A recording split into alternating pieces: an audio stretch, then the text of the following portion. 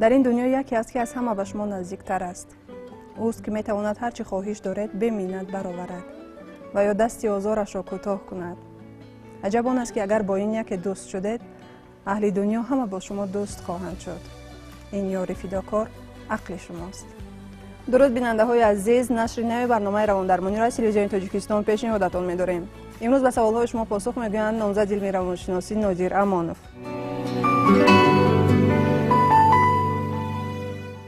چون همیشگی طول هفته یک قطار بینندگان با عمومی برنامه ما سوال‌های خود را ارسال نمودند که عین زمان من آنها را یک و یک می‌خوانم و به همه آنها روانشناسی ما پاسخ می‌گویند. شروع می‌کنیم. مدینه 20 ساله از شهر دوشنبه می‌نویسند که یک سال پیش شوهرم به صدمه نقلیاتی دچار شد. پس از گذشت 3 ماه او تماما تغییر یافت.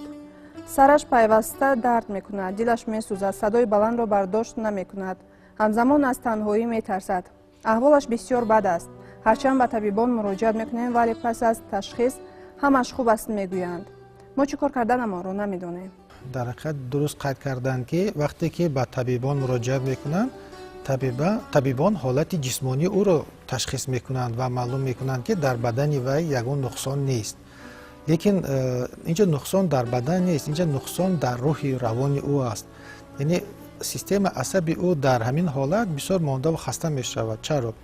چون که انسان وقتی که به یک کار یک خلا یک زای تکرار به تکرار گفتم ممکن است که وقتی بند می شود، مثلا این شخص وقتی که به صدمه می افتد و ساعت‌های دراز روزهای دراز و در یک جا خواب است، حالت خود را تغییر داده نمیتواند، محیطش یک خلا است، تغییر نیابنده است، انمی چیز عصب آدم را مانده و خسته میکند.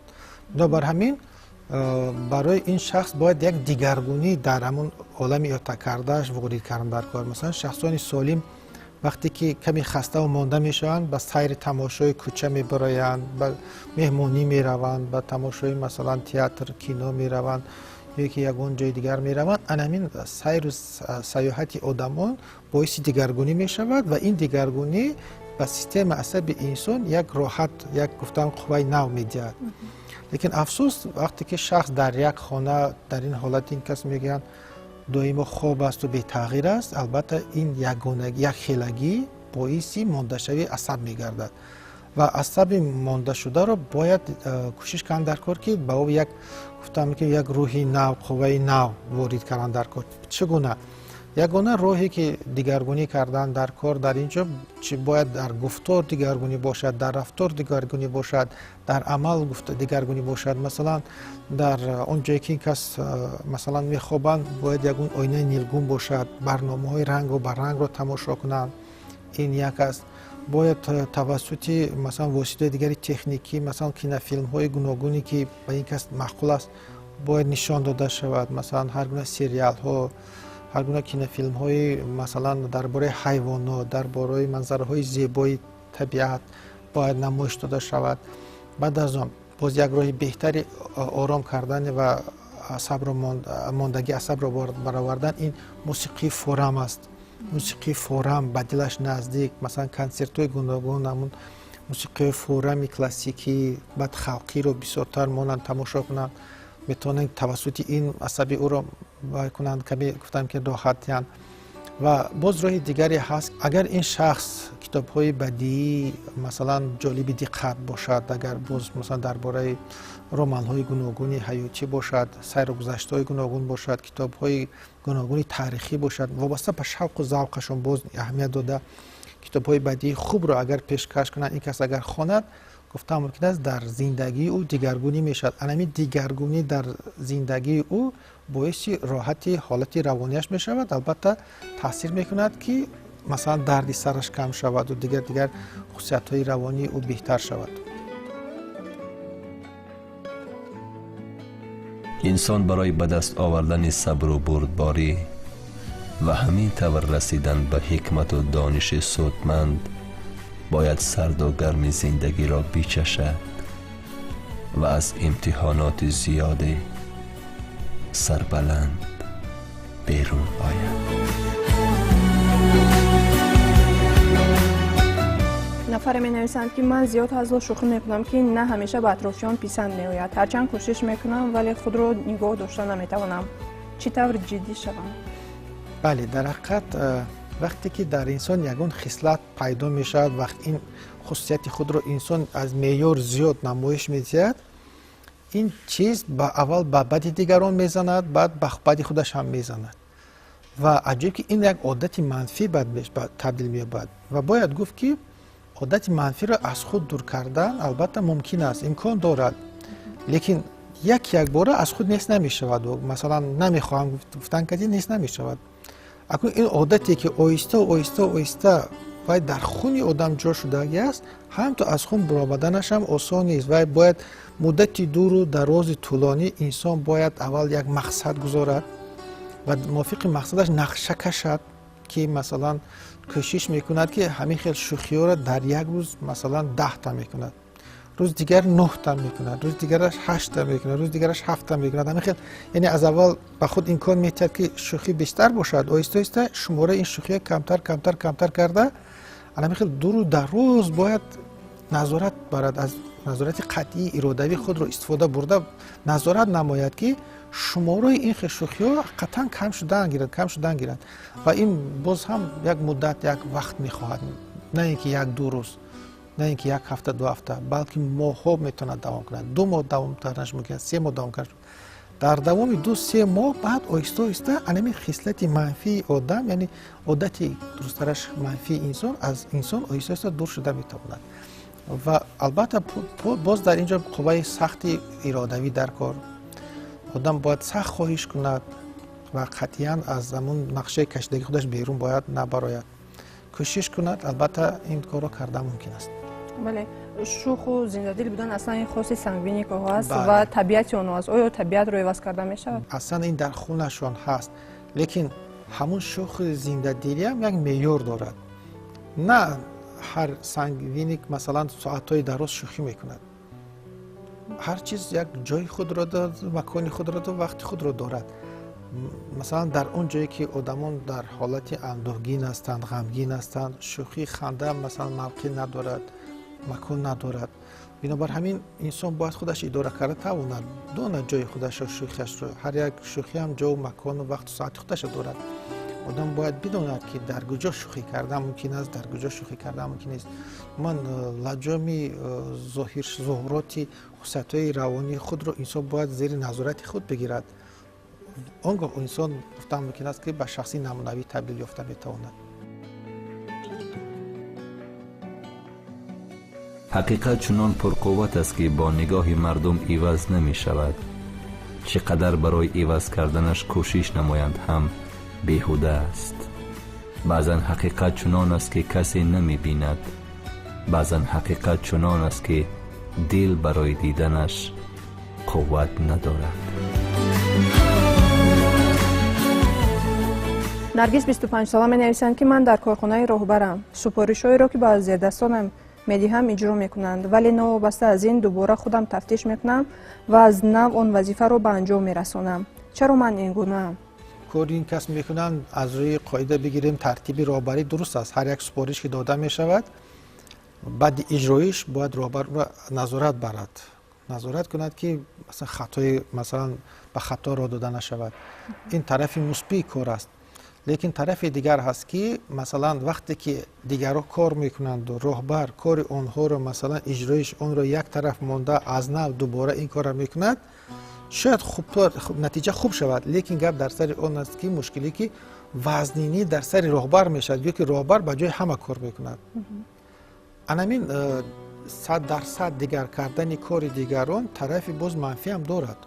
مثلا وقتی که آدم این کار را میکند زیر دستان بعضا احساس میکنند که هر کاری هم نکنیم راهبر او رو ویران کرده از نو میکند. پس در اونها یک خصلتی پیدا میشود که بیکار به اساس خودمون را چی مجبور کنیم، هر کاری هم کنیم بیفایده است. راهبر او رو بله مسئولیت از خود دور میکنند، راهبر رو از نو دیگر باره میکند، گفته یک نمود مسئولیت از خود دور میکنند. بنابر همین راهبر بعضا در همین حالت ها باید کوشش کند خود را در موقع همون اجرا کننده ها ماند که مثلا چی باید کرد که اجرا کننده رو فعال کردن در کار. بعضا در کار باشد مثلا در وقت پیش از اجرای سپارش با همون اجرا کننده مثلا هم صحبت باید شد، مثلا فکر و عقیده او رو درباره اجرای همون سپارش باید فهمید، یعنی چی فکر و عقیده دارد، چی نقشه ها دارد. وقتی که در نقشه های او یکون کمبودی دیده می شود، راهبر میتوند که مصلحت که بسیار خوب مثلا هر زمان باز انا میخواد هوسمند کردن در کارگر رو، مثلا گفتن در کار بسیار فکر خوب داری، بسیار نقشه خوب کشیده ای، به من معقول است و هوسمند کردن در دل او یک گرمی هم پیدا شود به کار. بعد از آن گفتن در کار باز به بالای این اگر کمی که اینجاش تغییر میدادی به فکرم بهتر میشد.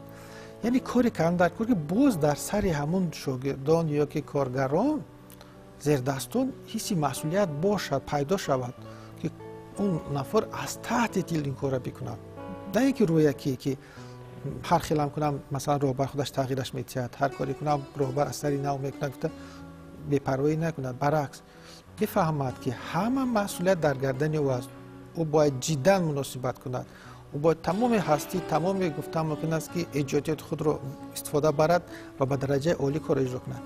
وقتی کارم سنجیده شود، اگر راهبر تغییرات هم تید در حضور همه مثلا آخری کار گفتم به هادیه‌اش هم بسیار مهم است. در اینجا بعضی آدما بعد در حضور دیگران بعد همون نفر رو تنقید میکنن که سپارش دادم درد سری خودم شد، از سری نو سپارش خودم کردم، یگان کارش در معقولم نشد. چون این طرز بیان برعکس در دل اونها ذوق و خواهشی همکاری کردن و کار کردن رو میکشد.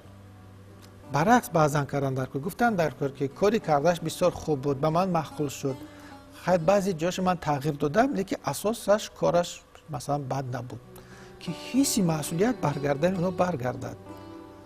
علمی خیلی آدم باید دوربین بشه، دوراندیش شود، فکر کند که گفته او بهای داده او به کار کارگر چی نتیجه میتید. بهای راهبر به کار کارگر اگر پس باشد کارگر رو رفت داده میکند، مسئولیتش رو کم میکند. لیکن بهای راهبر اگر به کار کارگر کمی از معیار بلندتر باشد، یعنی مثبت باشد، اونگاه روح بلند میشود کارگر، یک حسی مسئولیت نوکش بلند میشود. علمی خیلی باید ما این چیزا رو فراموش نکنیم.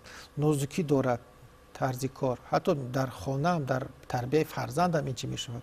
هر کاری فرزند رو اگر که بعد گفتی فرزند از کار دست میکشد.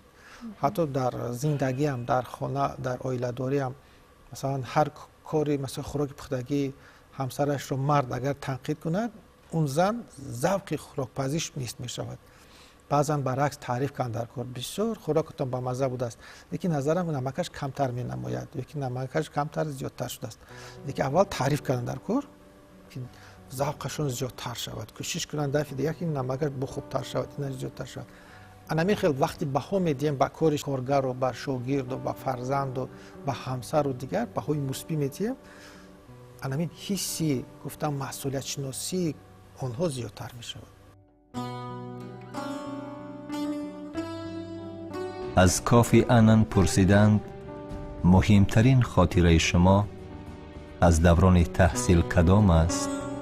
گفت روز معلمه من وارد صنف شد و ورق سفیدی را به تخته سیاه چسبانید، در حالی که در آن ورق سفید نقطه سیاه دیده می شد.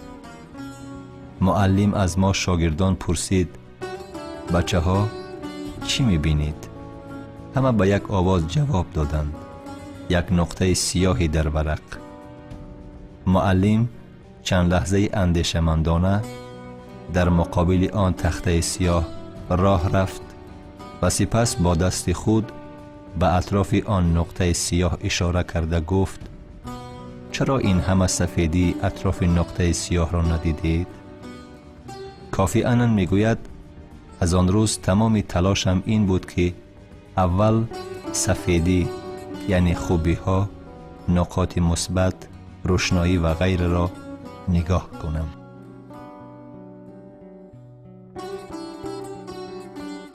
نفر می نویسند که چرا بعضا حالت بد روانی باعث پس گردیدن قوه کاری می گردد و برعکس. وقتی که انسان حالت روحیش خوب است، قوه کاری وی دهچند می شود. چرا؟ از نگاه فیزیولوژی هم چنین است که وقتی که آدم وقتش خوش است و خندان است، ارگانیسم وی کشاده است، گفتم که به قبول اکسیژن. همه ارگانیسم انسان اکسیژن رو مثلا قبول میکند و توسط ارگانیسم به خون انسان اکسیژن زیاد وارد بشود و این اکسیژن زیاد توسط خون به معده سر برده رسانده میشود. معده سر انسان گفتم ممکن است که به اکسیژن کار کردن، هر چقدر اکسیژن زیادتر رسد معده سر هم قدر گفتم که قوت کاریش زیاد میشود. بنابر همین هم او با قوتتر میشود. گفتم ممکن است امکانیتاش زیادتر میشود، با ذوق کار میکند. وقتی که معده سر نفس کار میکند، همه ارگانیسم انسان که از طرف معده سر اداره میشود، همه ارگانیسم این حالتش خوش میشود و انسان گفتم ممکن است با قوه زیاد کار میکند. مثال این رو مثلا در آن مشاهده کردم ممکن است که تصور کنیم که در حولین ما در خانواده ما توی باشد. وقتی که توی باشد انسان چقدر وقتش خوش است و انسان از سحر بر وقت خسته تو قریب گفتم ممکن است که تاریکی شب و گفتم ممکن است به وقتی شب کار میکند، این طرف کارهای گوناگون رو اجرا میکند و بالا اینقدر سپارش کارهای گوناگون رو اجرا کردن، هر باری که یک موسیقی فورم میشود، یگون گپ میشود، دویده با رقص میکند، دیگران را رقص میبرارد و در یک جا نمیشیند، امکانیت خوردن ندارد. لیکن وی را پرسند و مثلا خودش را خوب حس میکند، نه ماندهش است، نه خستهش است، نه گرسنه است. چرا اینقدر آدم مثلا قوه کاریش زیاد میشود و خستگی رو احساس نمیکنه، ماندگی است؟ چون که حالت روحی وی خوب است و وقتی حالت روحی انسان خوش است و خوب است، ارگانیسم چخیلی که گفتیم اکسیژن بسیار قبول میکند و توسط خون به معده سر هم اکسیژن بسیار میگن، معده سر ما بسیار هم خوش کار میکند. لیکن افسوس که در حالت برعکس، یعنی در حالت اگر حالت روانی ما بد باشد، طبیعی ما ناخوش باشد، ارگانیسم ما همه دروازه خود را گفتم میپوشد. بعد توسط ارگانیسم به خون ما اکسیژن کم وارد میشود و توسط خون به معده سر اکسیژن کم می رود و در معده سر اکسیژن که نمی رسد، معده سر هم قابلیت کاریش سست می شود. بنابر همین آدم هیچ کار نکرده هر زمان خودش مانده و خسته است می کند، قوه کاریش نیست، اعضای بدنش درمند است، ذوق کارش می پرد، خواهش کار کردن نمی کند، فکر می کند، در فکر روانش مثلا مشکلی ها را احساس می کند. انا برای همین هم پسیخولوژا پیشنهاد میکنه، هم وقت مصلحت میتونن که کوشش کنید که در خود طبع خوش را پیدا کنید و کوشش کنید که طبع ناخوش را از خود هر چقدر دورتر بیرونید، تو اینکه هم بدن شما هم روح شما گفتم ممکن است در حالت خوبتر و مثلا بهتر فعالیت نماید. عالمان اثبات نمودند که عملها در وجود انسان تنها در مدت 66 روز به عادت تبدیل می‌یابند. غضب در وجود انسان‌ها خواهش به دست آوردن اشیاءها را دهچند می‌کند. چون همیشگی بخش دلایل‌های جالب ما را در پیش است.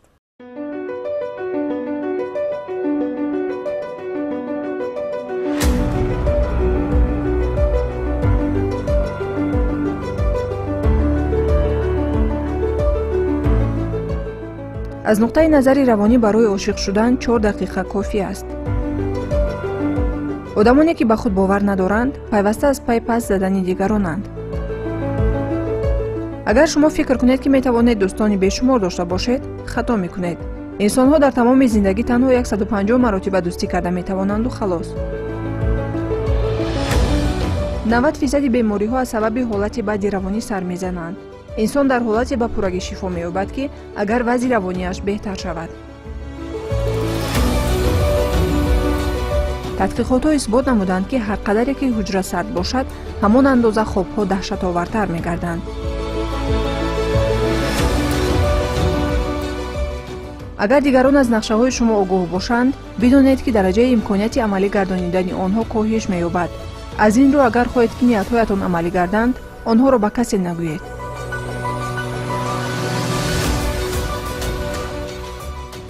بیننده‌های عزیز تلویزیون تاجیکستان، یادآور می‌شویم که برنامه رواندرمانی برنامه خود شماست و شما می‌توانید طول هفته سوال‌های خود را با پست الکترونی یا تلفن‌های ما که هر زمان روی اکران‌های شما نمودار می‌شوند روان نمایید. به همه سوال‌های شما روانشناسان ما حتما پاسخ می‌گویند. مدینه می‌نویسند که یک نفر دوستم از حد زیاد گرد می‌زند و حتی اگر هم صحبت نیابد خود به خود صحبت می‌کند. او دائما خود را مدح و ثنا می‌خواند. این حالت اطرافیان را بسیار عصبی می‌کند. چطور او را آرام کنیم؟ در انسان عادت‌های منفی پیدا می‌شود که خودش این را درک نمی‌کند، چون که خیلی که میگن عیب انسان در پشتش است. لیکن شخصان دیگر، دوستان اطرافیانش این را درک کرده می‌توانند و دوست خوب به انسان البته در این باره خبر می‌دهد که مثلا تو چنین کمبودی داری و اگر که ما او را دیگر کرده می‌توانیم این خصلت منفی اون نفر را به شرطی که خودش خواهش داشته باشد. یکم اگر شخص خودش خواهش نداشته باشد بسیار مشکل است او را دیگر کردن. یک دومش که اگر که وی خودش خواهش نداشته باشد ما بعضا میتوانیم توسط سخنهای جالب و رفتار جالب ما در او تغییرات را پیدا کنیم، لیکن این تغییرات را نه به ضرب زوری، نه به ضرب فشار آوردن و تهدید، بلکه به زبان شیرین تغییر دادن ممکن است انسان رو. مثلا چگونه؟ اگر همین نفر را ما بگوییم که چخیل تو یگیت خوب هستی، چخیل انسانی مثلا مخول هستی، یگون کمبودی نداری، بهترین انسان هستی، لیکن یک خطای ناچیزی داری که از حد زیاد لاف میزنی، از حد زیاد مثلا خودت رو تعریف توصیف میکنی. اگر ما هر زمان با وی تاکید کنیم که همه خصلت‌های انسانی رو خوب را داری، یک کمبودی ناچیز داری، همین است، هر بار اکن بسیاری بد نیاکن در جایش آیسته آیسته همین خیلی تاکید کردن میگیره، او در او البته این به او این تاثیر میکند و اون انسان خودش به خود تحلیل میکند که اگر من اینقدر آدم نمایان خوب که باشم، همه مردمی رو درک کردن، چرا یک کمبودی ناچیزم رو از خود دور نکنم که به درجه عالی باز بهترین باشم. انا خیال کرده یعنی توسط یک چند کامپلیمنت، سخن شیرین، بعد از اون قید کردنی که تو فقط یک کمبودی ناچیزی داری و همون کمبودیشو گفتم، پس انا خیال در آدم ما تغییرات رو وارد کرده میتوانیم. لیکن باز گفته استم که البته به زبان شیرین باید همین خیال باشه، مناسبت شیرین، لیکن با تهدید، با زور دوغ و پیسه ما او رو تغییر داده میتونیم اگر خودش خواهش نداشته باشد. هر چند شخص دیگر مثلا توسط دوغ و پاپیسه و تهدید و فشار آوردن خواهد تغییر داد، لیکن شخص خودش نخواهد، او را تغییر دادن امکان بسیار مشکل است. اصلا خود را مدح و ثنا خواندن خاصی کدام گروه انسان ها است؟ اصلا در همین خصلت بیشتر در مردم خلیریکو و سنگوینیکو دیده می شود. سنگوینیکو و خلیریکو دوست می دارند خود را همین مدح و ثنا گفتن، نشان دادن، حتی هر یک عباره که اونها اگر تحلیل بکنیم در عبارهشون خود را تعریف میکنن، دیگر را تنقید میکنن. این خصلتی یا دوست داشته اونها است. اگر که این باز یک معیار خودش داشته باشد، با یک زبان شیرین، با یک طرز خوبی گوارا اگر بیان کرده شود، لیکن وقتی که از معیار زیاد همین هم گذرد و مثلا از حد زیاد انسان خودش را تعریف کند و مثلا وانمود کند که من بهترینم است و هیچ کس به من برابر نمیشد، همین رو بارها تکرار کند، عجایب است که با این گفتار و رفتارشون نسبت به اطراف در چشم اطراف خود را بد میکنند، نفرت دیگران را به خود پیدا میکنند. چرا مشکلات روانی ما کم نمی شوند؟ شاید از آن که دایره اندیشه های ما بزرگ شدند. این دایره ما را به سوی خود می کشد. مشکلات، درد باقی می ماند، اما شادی و سرور از ما فرار می کنند. انسان نمی تواند از عادتهای طبیعی خود فرار کند. وقتی از خطر جانی دور شود، دوباره به آن عادتهایش برمیگردد.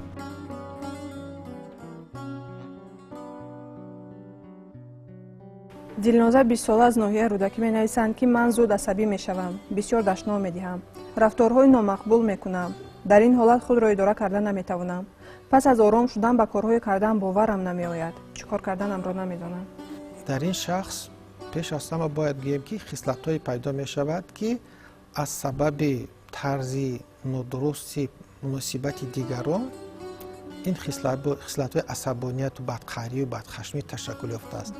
аслан ин хислатҳои манфии бадхашмӣ бадқаҳрию хислатҳо дар айёми кӯдакӣ масалан вақти нисбати шахс атрофиён рафтори ношоям кунанд, гуфтори ношоям кунанд, ба вай фишор биёранд, ӯро латту кӯб кунанд, анамин стрессҳое ки кӯдак мегирад дар майнаи сари одам зам мешаванд ва вақте ки одам ба синни масалан 14-15 ва аз ин болотар ки расид, аҷоибаш ки ино боз қувватш зиёдтар мешаванд ва бо қувваи гуфтан мумкин зиёдтар баъд рӯ мезананд дар гуфтори вай, дар рафтори вай, дар амали вай рӯ мезанад ва инсон чунин хислатҳои манфиро баъд зоҳир мекунад. аз тарафи дигар бояд гуфт ки шахс вақте ки мефаҳмад ин камбудии худро, ин аллакай хуб аст ва ин хуб аст ки як тараф инсон фаҳмида эҳсос ки дар гуфтораш хато аст, дар рафтораш хато аст ва агар ин кас пеш аз ҳама хоҳиш пайдо кунанд ки тағйир диҳанд худашонро, боз аз сари нав такрор шояд мегӯем ки инсон бояд қувваи иродавӣ сарф кунад, дар назди худ нақша кашад, мубориза барад, ҳар гуфтори худро, ҳар рафтори худро дар тарозуи ақлу гуфтан ки фаросати худ санҷида истода баъд он зоҳир кунад. бисёр пуртаҳаммул бояд бошад, бо тамкин бошад. ҳамин назорати қатъии иродавии худро гуфтан мумкин аст ки истифода барад. ҳар чизе ки дилаш мехоҳад нагӯяд, ҳар чизе ки дилаш мехоҳад амалро накунад, балки дар тарзуи ақлаш як бор баркашад ки ин гуфтори ман чӣ оқибат дорад, ин рафтори ман чӣ оқибат дорад. анамихи дар худ бо сарфи қувваи иродавӣ ҳамин хислатро ташаккул додан гирад, аз ҳамин хислатҳои манфӣ дур мешавад. лекин боз аз як тарафи дигар дорад ки ин шахс ниёз ба гуфтан мекунад аст ки барқарор кардани худро дорад, хусусиятҳои равонии худро дорад. ин одам бояд кӯшиш кунад ки мусиқи форамро монда масалан дар вақти холигиш мусиқи форами масалан классикӣ монда гӯш кунад, мусиқи форами масалан халқиро монда гӯш кунад. агар боз энергияи барзиёд дошта бошад, дар кор бошад мусиқи форами ба дилаш маъқулро монда дар як хонаи танҳоям бошад, аз дилу ҷон рақс кунад ва ғазабаша ба воситаи рақс берун кунад, аз баданаш берун кунад. анамихи роҳҳои гуногун қатъӣ метавонад ки ин одам хислатҳои манфиро аз худ дур кунад. баъзан масалан духтаракон ҳамин барои баровардани ин гуфтан мекунад ки стрессҳои манфӣ дар худ баъзан гирья ҳам истифода мебаранд. ҳатто баъзан гирья ҳам фоида мекунад ки одам тавассути гирья дилаша холӣ мекунад, баъд ба назди мардум мебурад, дар назди мардум ғазаби худро нишон намедиҳад, масалан гуфтори баъди худро масалан зоҳир намекунад. анамин хел одам агар ки зери назорат бигирад, дар тарозуи ақл гуфтор рафтори худро назорат кунад ва дар вақти холигиш ба асаби худро масалан гуфтан тавассути мусиқатерапия роҳат бахшад, масалан ин хислатҳои манфӣ дур мешавад аз баданашон. дар поёни барнома ба бинандаҳои мо чӣ тавсия медиҳед? бале, ман мехостам бигӯям ки ҳар як шахс бояд дарк кунад ки зиндагӣ аз мушкилиҳо иборат аст ва инсон дар ин протсесси зиндагӣ бо тамоми ҳастиш агар мубориза барад, ин мушкилиҳоро паси сар кунад, дар вай як ҳиссиёти қаноатмандӣ пайдо мешавад. вай нисбат ба худ як гуфтан мекунад ҳиссиёти мусбӣ пайдо мекунад, эътибораш нисбат ба худ зиёд мешавад ва хурсанд мешавад ва ҳатто худро хушбахт хис мекунад, чунки ӯ қодир аст барои бартараф кардани мушкилиҳои зиндагӣ. анамин аст зиндагӣ ва ҳар як инсон бояд анамин бояд мубориз бошад, фаъол бошад ва ҳар гуна мушкилиҳои зиндагиро паси сар намояд.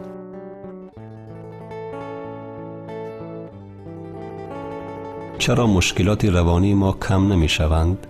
شاید از آن که دایره اندیشه های ما بزرگ شدند.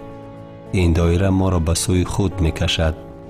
مشکلات، درد باقی می ماند، اما شادی و سرور از ما فرار می کنند.